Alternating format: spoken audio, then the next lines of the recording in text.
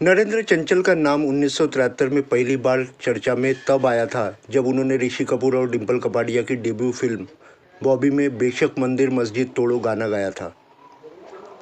इस गाने ने उन्हें रातों रात स्टार बना दिया। इसके बाद उन्होंने कभी पीछे मुड़कर नहीं देखा। उन्होंने फिल्मों में भक्ति गीत गाने गाए, लेकिन नरेंद्र को मिला यह स्टारडम रास नहीं आया। उन्होंने एक बार देवी का गीत गाने से मना कर दिया और इसके बाद महीनों तक उनकी आवाज़ चली गई।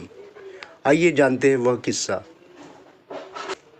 नरेंद्र चंचल का जन्म अमृतसर की नमक मंडी में चेतराम खरबंदा के घर हुआ। उनके 7 भाई और एक बहन थी। उनके घर में शुरू से ही भक्ति का माहौल था। बाद में उन्होंने संगीत की शिक्षा ली। एक दिन नरेंद्र चंचल बैसाखी के मौके पर कहीं गा रहे थे, तब उनकी आवाज़ को राज कपूर ने पहचाना। उन्होंने चंचल से बात की और उनके गाने की तारीफ की। उन्होंने अपनी फिल्म बॉबी में गाने का मौका दिया। बॉबी से ऋषि कपूर और डिम्पल कपाड़िया के साथ नरेंद्र चंचल का भी डेब्यू हुआ।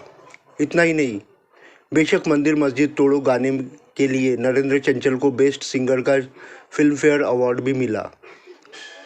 इस फिल्म के बाद नरेंद्र चंचल की किस्मत बॉलीवुड से ऑफर मिलने लगे। देश विदेश में कॉन्सर्ट होने लगे, लेकिन चंचल को सक्सेस रास नहीं आई।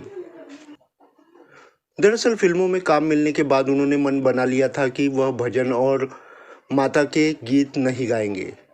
उन्होंने फिल्मी गाने से पैसा और शोहरत मिल रही थी, तब उन्होंने फैसला कर लिया था कि अब भजन नहीं, सिर्फ फिल्मी गीत गाएंगे।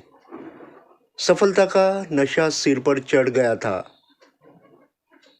उसके गाए गाने बाकी कुछ बचा तो महंगाई मार गई और मैं बेनाम हो गया सुपरहिट हुए थे। एक दिन Narendra Chanchal film music night के लिए आगरा जा रहे थे। उससे पहले काली माता के मंदिर में माथा टेकने गए। यहाँ वे पहले भी माता के गीत गाते थे। वहाँ कुछ भक्त भजन कीर्तन कर रहे थे।